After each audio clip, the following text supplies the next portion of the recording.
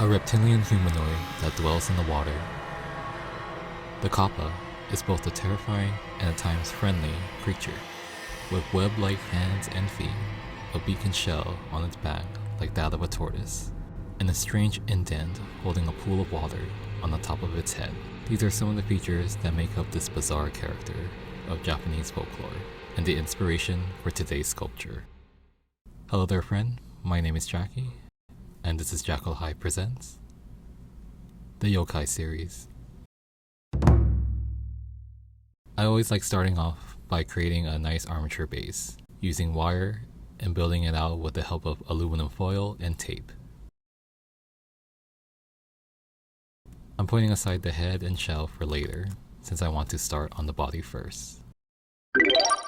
Using a fresh slab of super Sculpey medium, now applying a nice coat of bakeable clay adhesive to help me bond the clay to my armature. I find that this clay is much more on the drier side and less tacky compared to original super Sculpey, so using the adhesive helps a lot. Kappas are generally the size of a young child, but they are no pushovers.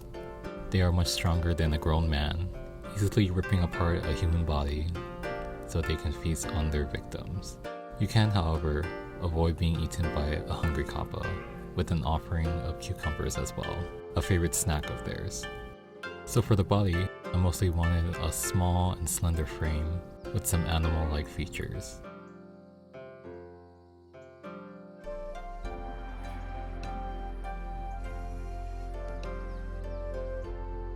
Moving on to the shell.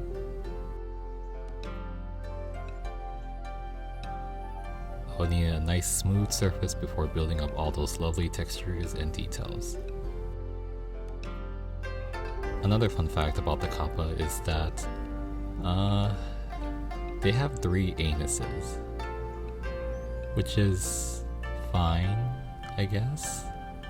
I don't know why anyone would need 3, but sure. The more the merrier, I suppose. Aside from weird physical traits, Kappas are highly knowledgeable, capable of learning human languages, making them sociable, befriending other creatures, yokais, and humans. With their ability to bond and connect with others outside their own kind, it has been said that Kappas provide the wisdom of many skills to humans, things like medicine, setting broken bones, and even sumo wrestling. You can start to see it look more like a turtle shell, just fine-tuning all the growth-like bumps and finishing everything off with more texturing. Moving on to the head, I'll start by making the beak-like mouths Kappas have.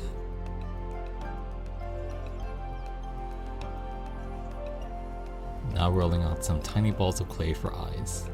Then we can continue fleshing out the rest of his face.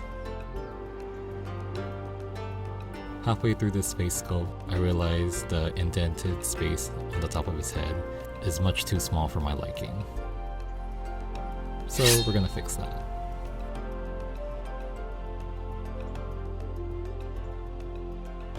That's better. Now I can finish the rest of the face.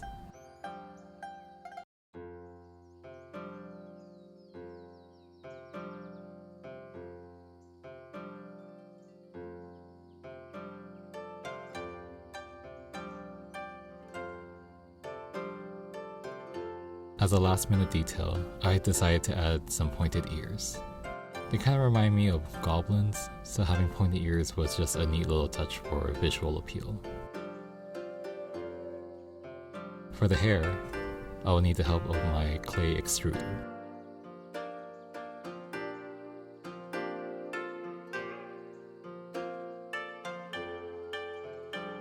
Then I'll just simply trim to my desired length, going for a messy, wet bowl cut style.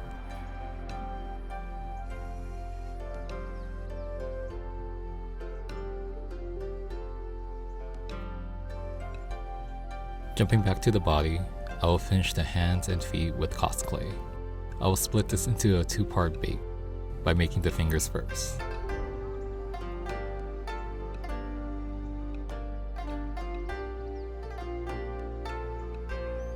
Now that it's pre-baked, going in now with all the webbing in between.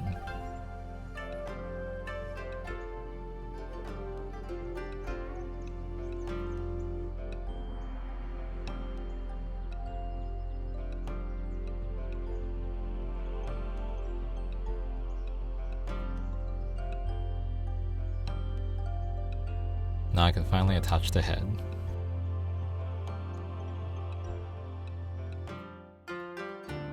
Sculpting is done, and it's looking pretty good. Time to bring this creature to life with some paint. I mixed together brown with some red to get this earthy reddish copper color as my base coat. I plan on covering most of this later on since he will mainly be green. Now that it's dry, I'm going in with the green. The point of this first color is to have a subtle contrast between them sprinkled throughout his skin tone.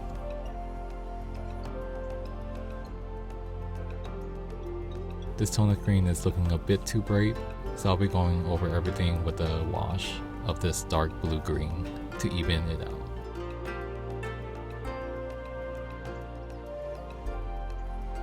Next I'll be dry brushing this yellow as my highlight. This will really bring out the features on the beak and torso. Blending in some orange along the tips of the beak. Finishing up the eyes and mouth with more warm colors. Kappas are unique where they are dangerous predators, especially to humans, while also friendly, knowledgeable, and mischievous. Revered by some as a kind of water god.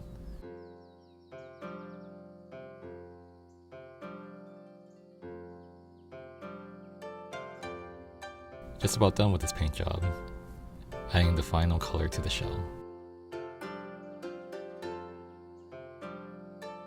Last but certainly not least is to fill the indent on its head with a pool of water, creating this effect with some UV resin. Much like how a Charmander's tail should always be lit, the water that fills the space on top of a Kappa's head should never empty. It's their life and power source after all. Spilling the water will immobilize him, and if the container dries up, it would mean death. If you manage to outwit a Kappa, they will honorably accept defeat and swear their loyalty to you and forever be your ally. That's a pretty cool friend to have in my opinion.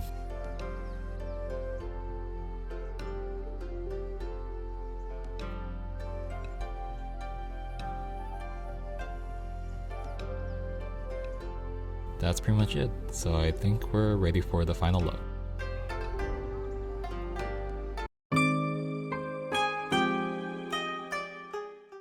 Should also mention that I added a high gloss varnish off camera to give it a nice out of water wet look, and to finish everything off. I had a lot of fun with this piece. It's very different from anything I have made before.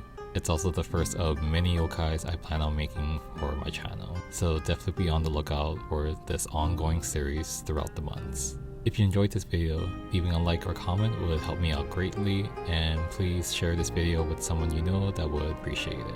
Consider subscribing to see more videos like this in the future. Hope you're having a wonderful day, and I'll see you in the next one.